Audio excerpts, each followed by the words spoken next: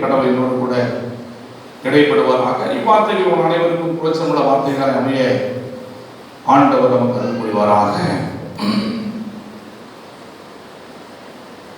முதலாவது முதியோர் திருநாளுக்குரிய திருவார்த்தைகளோடு பகிர்ந்து கொண்டு அவற்றோடு இணைக்கப்பட்ட திருச்சபையின் நிறுவன நாளுக்குரிய காரியங்களை பகிர்ந்து கொள்கின்றேன். திருச்செய்திக்கு ஆதாரமாக எடுத்துள்ள வாசிக்க அன்பாக கேட்டுக் கொள்கின்றேன். சங்கீதம் 92:15 வசனத்தை எடுத்துள்ள வாசிக்க அன்பாக கேட்டுக் கொள்கின்றேன். அவர்கள் முதிர் வயதிலும் கனி தந்து புஷ்டியும் பசுமையுமாய் இருப்பார்கள். அவர்கள் முதிர் வயதிலும் கனி தந்து புஷ்டியும் பசுமையுமாய் இருப்பார்கள். முதியவர்கள் வாழ்வின் ஆசீர்வாதமானவர்கள் என்பதை கடவுள் நமக்கு அருட்கொடையாக கொடுத்திருக்கிறார். எத்தனை பேர் இந்த வார்த்தையில உங்களை அர்ப்பணிக்கிறீங்க? முதியவர்கள் திருச்சபையின் வாழ்க்கையில, குடும்ப வாழ்க்கையில, தனிப்பட்ட வாழ்க்கையில ஆசீர்வாதமானவர்கள். நம்புறீங்களா? முதியவர்களை தெரிந்த யாருங்க? வெளியூர் காலத்துல பெரியோர்கள், வயது முதிர்ந்தவர்கள், நம்முடைய குடும்பத்துல அப்பா, அம்மா, தாத்தா, பாட்டி, இவங்கெல்லாம் முதியவர்கள். வேதம் சொல்லுகிறது சங்கீத புஸ்தகத்தில் இப்படியாக, முதியவர்கள் முதிர் வயதிலே கனி தந்து புஷ்டியும் பசுமையுமாய் இருப்பார்கள். எத்தனை முதியவர்கள் இன்றைக்கு கனி தருகின்ற, பசுமையாய் இருக்கின்ற ஒரு வயதில, அந்த வயதில் இருக்கின்றார்கள், அல்லது பசுமையான சூழல் அவர்களை நாம் வைத்துக் கொள்கின்றோம் என்பதை இன்றைக்கு நாளிலே சிந்திக்கும்படியாக கடவுள் நம்மை அழைக்கின்றார். திருச்சபையின் காரியங்களை நாம் பார்ப்போம் என்று சொன்னால், வேத அடிப்படைகளை பார்ப்போம் என்று சொன்னால், முதிர்ந்தவர்களை நாம் படிக்கும் பொழுது அல்லது எடுத்துரைக்கும் பொழுது யாரை நாம் அதிகமாக முதியவர்களை பார்ப்போம்?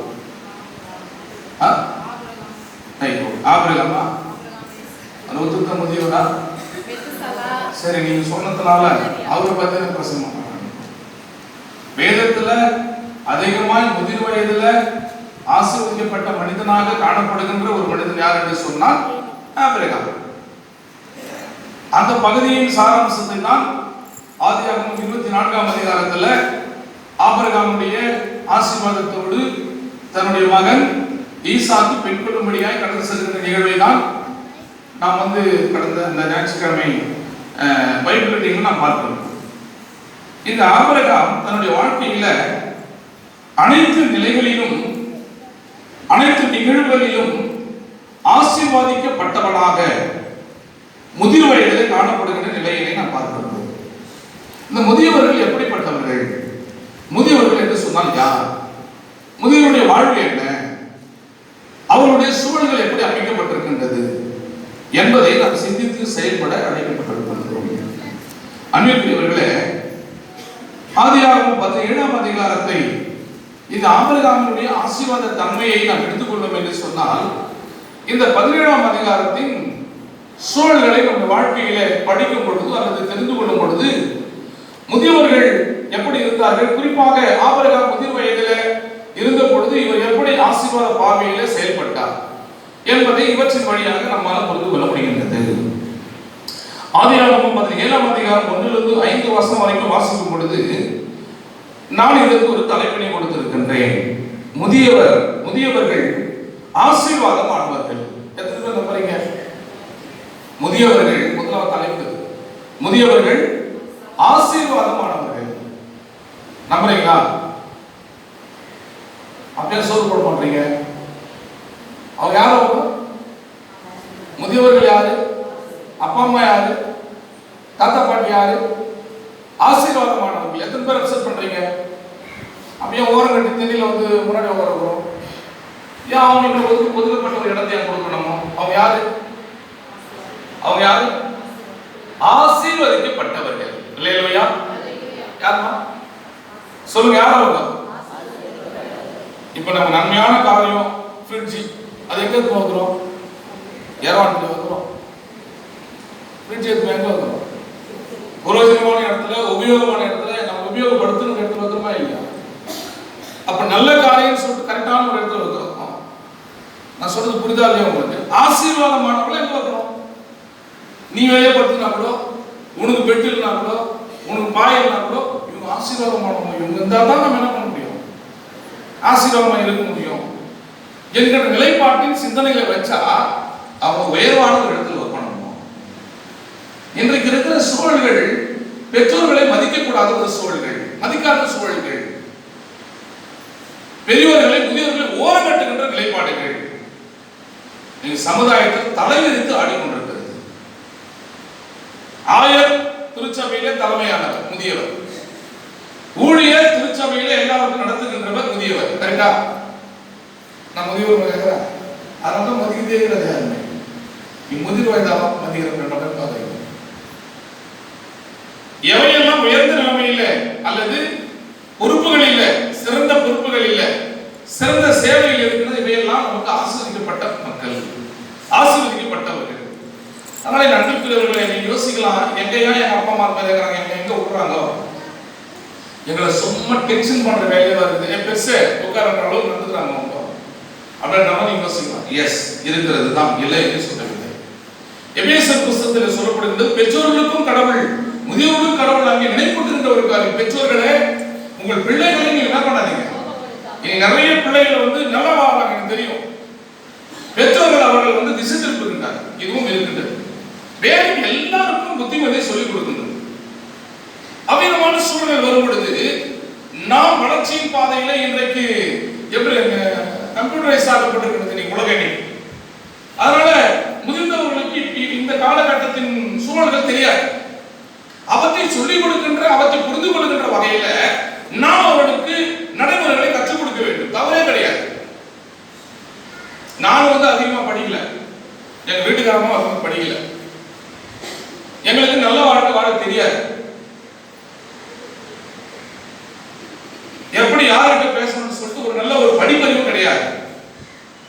ஏதோ கடவுள் கொடுத்த ஞானத்துல வாழ்ந்து கொண்டிருக்க. ஆனா என் பையனை நீங்க என்ன பண்ணிருக்க, நாட்டுக்கு படிக்க வச்சு முடிக்குமா, 2 வருஷத்துல 2 மாசத்துல முடிக்குமா. அவன் அங்கிருந்து சொல்லுகிற போதனைகளை ஆலோசனை கேட்கும் பொழுது எனக்கே இவ்விதமா ஏன் நான் வாழலாம்னு சொல்லி நினைக்கிறேன். அவ்வளவு தூரம் அவனுடைய கெப்பாசிட்டி, அவனுடைய ஞானங்கள் பெருகி எங்களுக்கு அறிவுரை இப்படி இருங்கோ, அப்படி இருங்கோ, எங்க பேசுங்க, அங்க பேசுங்க, இப்படிப்பட்ட சூழல்கள் வாழுங்க, இவ்வளவு நாள் நீங்க வாழாத இருக்கிறீங்க, கூட புத்திமதி எங்களுக்கு. அப்ப பெற்றோர்களும் ஒரு சில சூழல்களில், முதியோர்களும் ஒரு சில சூழல்களில் தவறுகின்றார்கள். தவறுகின்ற சூழல் என்ன தெரியுமா? எப்படி சிறு குழந்தை பிறகுன்றதோ அந்த குழந்தை பிறக்கும் பொழுது தெரியாத நிலைகள் அவற்றுக்கு பெற்றோர்கள் கற்றுக் கொடுக்கின்றார்கள், வளர்கின்றார்கள், வாழ்கின்றார்கள். இடைப்பட்ட காலத்தில் எல்லாம் தெரிகின்றது. ஆனால் வயது முதிரும் பொழுது அவர்கள் குழந்தைகளாக மாற்றப்படுகின்றார்கள். அவர்களும் குழந்தை சூழலை மாற்றப்படுகின்றார்கள். அந்த வயதானவர்களுக்கு தாங்குவதற்கு, பிடிப்பதற்கு, எல்லா சேவைகளை செய்வதற்கு மறுபடியும் ஒரு பலம் வாய்ந்த பிள்ளைகள் தேவை. அதனால தவறும் பொழுது அப்படிப்பட்ட நிலைகளிலே நாம் எடுத்துரைக்க வேண்டும். நான் சொல்றது யோசிக்காதீங்க, எவ்வளவு தப்பா நினைச்சுக்காதீங்க. நான் ஏன் என் அப்பாவுக்கு வருத்தப்பட்ட நாட்கள் அதிகமான நாட்கள் உண்டு. நான் 7 குடும்பத்தில் பிறந்தேன் என்று சொல்லி வருத்தப்பட்ட நாட்கள் அதிகம். என்னை எங்க அப்பா வளர்க்கவே இல்லை, புத்தி சொல்லவே இல்லை, எங்க அம்மா இல்லை எனக்கு நல்ல வாழ்க்கையை சொல்லிக் கொடுப்பது. அப்போ முதியவருடைய ஆசீர்வாதம், முதியவருடைய எண்ணங்கள் என்னன்னு தெரியாது. அவரே எனக்கு முதியவராய், அவரே எனக்கு சிறந்தவராய் எனக்கு செயல்பட்டார். நான் வருத்தம் அடைந்த நாட்கள் அதிகம் உண்டு என்னுடைய பெற்றோர்களை குறித்து. அவர்களை செய்யும் பொழுது கண்டிக்கின்ற பெற்றோர்கள் இல்லை, கண்டிக்க மாட்டார்கள். எப்படின்னா போது உலகத்தில் பழமொழி சொல்லுவாங்க, தாய் இல்லாத புள்ள நீங்க சொன்னா நல்லா இருக்கும், தரதலன்னு. ஏன்னா புத்திமதி சொல்வதற்கு யாரும் தரலையா தான் போயிடாது, தாறுமாறா போயிடும் வாழ்க்கை. ஆனா கடவுளை தரதலையாக ஏற்படுத்தவில்லை, இறைவனுக்கு தலைப்பள்ளியாக மாற்றி இருக்கின்றார். ஏன் சொல்ற அப்படின்னு சொன்னா, அநேக பிள்ளைகள் இன்றைக்கு வருத்தப்படுகின்ற காரியம் எல்லாம் என்னன்னு சொன்னா, பிள்ளைகள் இந்த சூழலுக்கு ஏற்ற, காலகட்டத்துக்கு ஏற்ற வாழ்வை படித்து நல்ல வாழ்க்கையில் வாழ்கிற பிள்ளைகளுக்கு இடம் கொடுங்கள். பிள்ளைகளுடைய ஞானத்தை புரிந்து கொள்ளுங்கள், பிள்ளைகளுடைய அறிவை புரிந்து கொள்ளுங்கள். இன்னைக்கு அநேக பெற்றோர்கள் தவறுகள், உங்களுக்கு வந்து பிள்ளை பிறந்துச்சு, பேர பேர் எடுத்துட்டீங்க, இன்னும் பிள்ளைகளுக்கு ஒவ்வாத காரியங்களை செய்து கொடுத்து பிள்ளைகளுக்கு கோபம் வருமா வராதா? நிச்சயமா வரும். அப்போ உங்களுடைய சூழல்களை, உங்களுடைய எண்ணங்களை, உங்களுடைய வாய்ப்புகளை மாற்றிக்கொள்ள வேண்டும். வாழ்ந்து விட்டீர்கள், நீங்கள் வாழ்ந்து விட்டீர்கள். வாழ போகின்ற பிள்ளைகளை நீங்கள் வாழ வைங்க. ஒண்ணு நல்லா வந்தா அம்மாவுக்கு பிடிக்கல, பையன் நல்லா வந்தா அப்பாவுக்கு பிடிக்கல. இப்படிப்பட்ட சூழல்கள் இந்த காலகட்டத்தில் இருக்கின்றது. ஆனால் இன்றைக்கு வளருகின்ற தலைமுறைகள் பெற்றோர்களை, முதியோர்களை ஆசீர்வாதமாக கொள்ள வேண்டும், ஆசீர்வதிக்கப்பட்டவர்கள் என்று சொல்லி என்ன வேண்டும் என்ற அடிப்படை சிந்தனையில இந்த ஆபிரகாம் தன்னுடைய வாழ்க்கையில எப்படி இருக்கின்றான் என்று சொல்லி பார்க்கும் பொழுது வாசிக்கலாம். 17ஆம் அதிகாரம் 1வது வசனத்தை. ஆபிரகாம் 99 வயது கர்த்தர் ஆபிரகாமுக்கு தரிசனமாகி, அம்மா எத்தனை படிமா? ஆபிரகாம் 99 மறுபடியும் அவர் படிக்கிற படிமா. நான் சர்வவல்லமையுள்ள தேவன். அம்மா 99 வயது கர்த்தர் ஆபிரகாமுக்கு தரிசனமாகி. 99 வயது படி. ஆபிரகாம் 99 வயதான போது கர்த்தர் ஆபிரகாமுக்கு தரிசனமாகி நான் சர்வவல்லமையுள்ள தேவன், நீ எனக்கு முன்பாக நடந்து நீ உத்தமனாயிரு, நான் உனக்கும் எனக்கும் நடுவாக என் உடன்படிக்கையை ஏற்படுத்தி. இப்போ என்ன நடக்குது அப்படின்னு சொன்னா, வயது முதியவர்கள் ஆசீர்வாதமானவர்கள் அப்படின்னு சொன்னாங்க. ஆசீர்வாதமானவர்கள் எப்படி இருப்பாங்க அப்படின்னு சொன்னா, வயது முதிர் வயதிலும் வாழ்வார்கள். 60 வயசுல போக மாட்டாங்க ஆசீர்வதிக்கப்பட்டது. ஆபிரகாம் கடவுளுடைய ஆசீர்வாதத்தை இருந்ததுனால 99 வயதுல கடவுள் அவனுக்கு நீண்ட நாள் வாழ்கின்ற வாழ்வையும் பாக்கியமான வாழ்க்கையும் ஆபிரகாம் கொடுக்கிறார். எத்தனை வயசு? 99 வயசுல தான் ஆசீர்வதிக்கவே தொடங்குறார். இந்த நாள் வரைக்கும் என்னதான் பண்ணிருக்காங்க பாடு சொல்லுங்க. வாலிபத்துல கல்யாணம் பொழுது, மனைவியோடு இருந்த பொழுது, பல நிலைகளில ஆபிரகாமுடைய வாழ்க்கையெல்லாம் கஷ்டமோ, நஷ்டமோ, வேதனையோ, அழுகையோ. எத்தனை வயசு வரைக்கும்? 99 வயசு வரைக்கும் கஷ்டப்பட்டார். 49 வயசு மேல என்னால் தாங்க முடியல. நேற்று கூட பேஸ்புக்ல போடுறேன், இயேசுவே எனக்கு யாரும் இல்லையே. உறவுகளை யோசித்து பார்த்தேன், திருச்சபையை யோசித்து பார்த்தேன், சொந்த ஊரை யோசித்து பார்க்குறேன், நண்பர்களை யோசித்து பார்க்குறேன், கூடங்கிற பொறுப்பாளர்களை யோசித்து பார்க்குறேன், ஐயர்களை யோசித்து பார்க்குறேன். ஒருவனும் இல்லை, ஒருவன் ஆகியவனுடைய அன்பு செலுத்த. அழகாக பேசுறான், தெரியல மரபில் போய் தீங்கை செய்து கொண்டிருக்கின்றான். ஒருவனும் இல்லை. யோசிக்கிற நான் கேட்கிறேன். என் அன்பிற்குரியவர்களை தாங்க முடியல. 49 வயசுல தாங்க முடியல. 99 வயது வரைக்கும் ஆபிரகாம் நிந்தனைகளையும், போராட்டங்களையும், வேதனைகளையும், பல கஷ்டங்களையும் சகித்தவனாய் அவன் நிலை நின்றதுனால, உனக்கு தெரிஞ்சுங்க, ஊழியத்தில் திருச்சபையில் பிரச்சனை வருதுன்னா நல்லா நடக்குது ஊழியம் அர்த்தம், அருமையா போதும்னு அர்த்தம். ஒண்ணுமே இல்லாம அமைதியா போச்சு 8 வருஷம் 10 வருஷம் அப்படின்னு சொன்னா எதுவுமே நடக்கலன்னு அர்த்தம். எங்கே செயல்பாடு நடக்கின்றதோ அங்க பிரச்சனைகள் இருக்கும். எங்க அற்புதங்கள் நடக்குதோ அங்க வந்து வினாக்கள் எழும். ஏன் செய்தாய்? சூழ்நிலை கை நீ எப்படி செய்வ? நல்லதுதானே செய்தாரு, சொன்னாரு, ஊழியம் தானே செய்யறாரு. அங்க பிரச்சனை கோயில் எழுந்துச்சு. ஆனா அவர் கல்யாணத்துல வந்து எல்லாம் தத்தளிக்கும் பொழுது, கஷ்டப்படும் பொழுது, முதல் அற்புதத்தில் கடவுள் செய்யும் பொழுது எனக்கு ஒன்றும் தெரியாது. அங்கே சலசலப்பு இல்லாம சூழ்நிலைகள், அங்கே சலசலப்பின் மத்தியிலே கடவுள் அற்புதத்தை நடப்பிக்கின்றார். ஆனால் ஊழியம் நடைபெறுகின்ற இடத்துல, நல்ல காரியங்கள் செய்கின்ற இடத்துல சலசலப்பு பிரச்சனைகள் எழுப்பும் தான். இதை கண்டு அஞ்சாதே என்று சொல்லி கடவுள் நம்மை கரம்பிடிக்கின்றார். வாழ்க்கையில ஸ்ட்ரகிள், கண்ணீர், வேதனை, அதுதான் இன்னைக்கு வந்து கர்த்தர் பாடல் ஒன்று சேர்ந்து நாம் துதிப்போம். ஒரு குடும்ப வாழ்க்கையில ஆபிரகாம் நிலை தவறாதவனாக விசுவாச பாதையிலே நின்றவனாக இருந்ததுனால இன்று வரைக்கும் ஆபிரகாம் நம்முடைய வாழ்க்கையில் ஆசீர்வதிக்கப்பட்டவனாக மாறுகின்றார். ஆசீர்வதிக்கப்பட்ட தந்தையாக இருக்கின்றார்.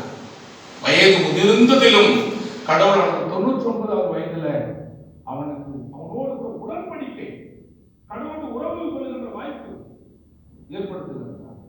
அடுத்து தொடர்ச்சியாக 5 வருஷம் வரைக்கும் ஆசீர்வாதம் என்று சொன்னால், அந்த உடன்படிக்கையின் வழியாக அவர் நமக்கு கொடுக்கின்ற மிகப்பெரிய ஆசீர்வாதம், இவனுக்கு பிள்ளை இல்லாத சூழல். இவனுக்கு ஆண்டவர் கொடுக்கின்ற ஆசீர்வாதம் தெரியுமா? ஜனங்களுக்கு தகப்பன. எது இல்லையோ எது இல்லாமல் சூழல் இருக்கின்றதோ அவற்றை கர்த்தர் வாழ்க்கையை சகிக்கும் பொழுது, கண்ணீர் விடும் பொழுது, வேதனைப்படும் பொழுது பார்த்து எது இல்லாமல் இருக்கின்றதோ அவற்றை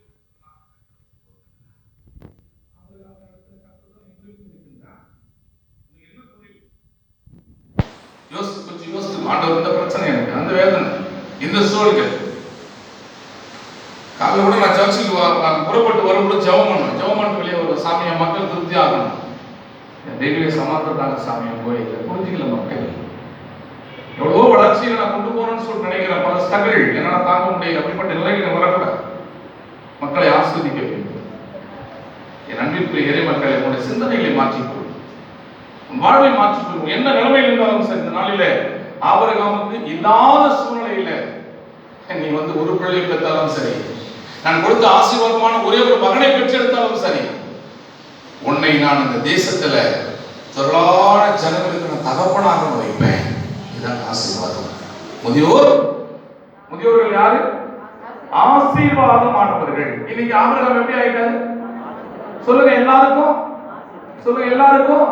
ஆசீர்வாதமான ஒரு தகப்பனாக ஆபிரகாம் செயல்படுகின்றார். அவர் தான் முதியவர். தன்னை முழுமையாக ஒப்படைத்து இறைவனுக்கு தன்னை அர்ப்பணித்ததனால ஆபிரகாம் திரளான ஜாதிகளுக்கு தகப்பனான ஒரு முதியவராக செயல்படுகின்ற இந்த நாள் வரைக்கும். அதனால முதியவர்கள் ஆசீர்வாதமானவர்கள். எல்லாம் வாய்கத்திலிருந்து சொல்லுங்க, முதியவர்கள் ஆசீர்வாதமானவர்கள். அதனால முதியோருடைய வாழ்க்கையை நான் ஏற்றுக்கொள்வேன். அவர்களை சொல்லுங்க, ஏற்றுக்கொள்வேன். அவர்களை புறந்தள்ள மாட்டேன். அல்லேலூயா. கர்த்தர் உங்களையும் ஆசீர்வாதமானவர்களாக வைப்பார்.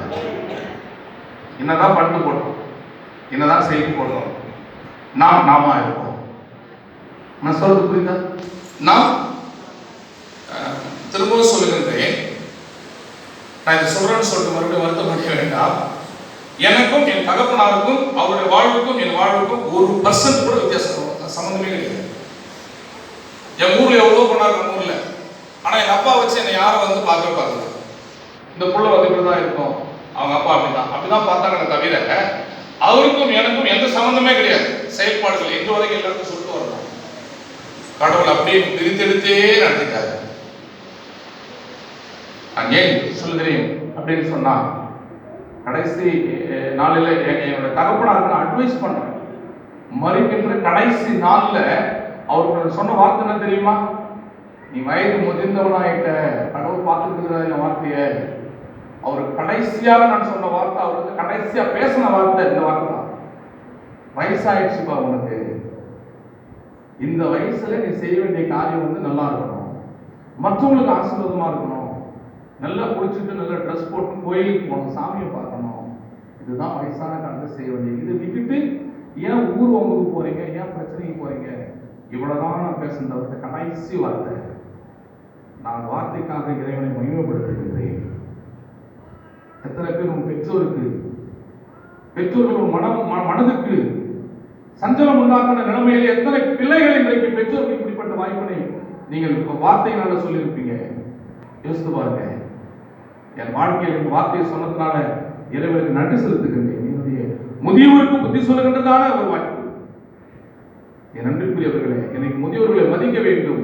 அவருடைய செயல்பாடுகளை பார்த்து, சிந்தனைகளை பார்த்து நாம் கோபப்பட்டு அவர்களை தூர தள்ளிவிடாம கர்த்தருடைய அன்பிலே அவரோடு கூட இணைந்து பேச வேண்டும் என்கிற வார்த்தையை கர்த்தர் அங்கீகரிக்கிறார். அவற்றுக்கு ஒவ்வொருத்தனால கடவுள் அவர் எடுத்துக்கொண்டார்கள் தான் சொல்ல முடியும். வாழ்க்கை இணைப்பேன், ஒவ்வொருவரும் அப்படி வாழ்க்கை இணைக்கணும். அப்படி இணைச்சாதான் கடவுளுடைய அன்பு. இயேசுவானவர் சொல்வாரு, பிதாவே நான் உண்மையில் இருப்பது போல நீர் என்னில் இருப்பது போல இறைமக்கள் இவர்களும் நம்மில் இருக்க வேண்டும். இறைவார்த்தை என்பதுதான். இறைவார்த்தை நான், என்னுடைய செயல்பாடு கடவுளுடைய இணைப்பு.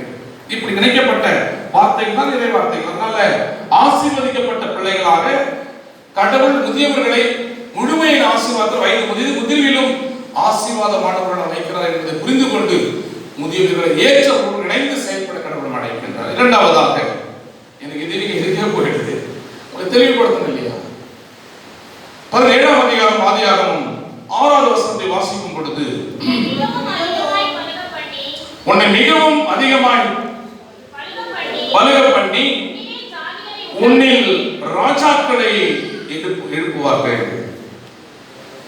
ஆபிரகாமுக்கு ஆசீர்வாதமானவனாக செயல்படுத்தினார்.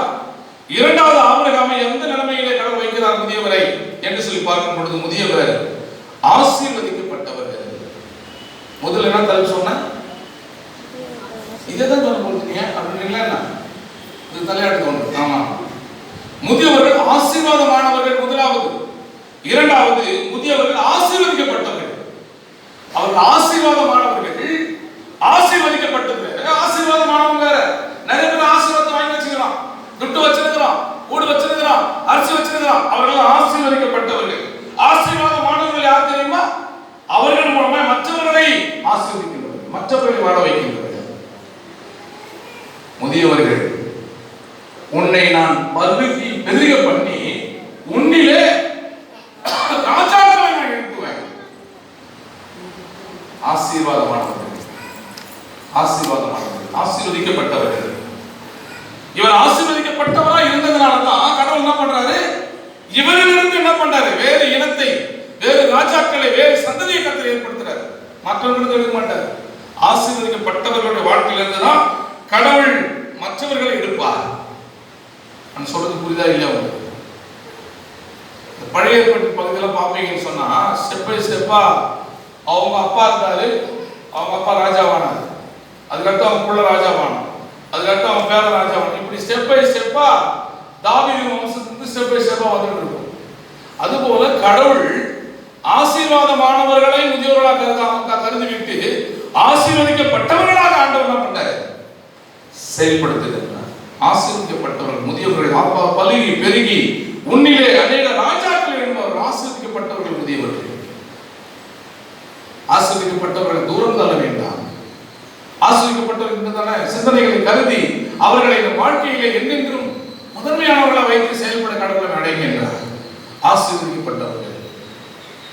அதனால அவர்களிருந்து கர்த்தர் ராஜாக்களை எழுப்பினார், அநேக சந்ததிகளை எழுப்பினார். ஆபிரகாமின் வழியாக பலவிதமான குடும்பங்கள் ஆசீர்வதிக்கப்பட்டது. இஸ்ரவேல் சந்ததியை கடவுள் ஆபிரகாம் மூலமாக ஆசீர்வதித்தார்.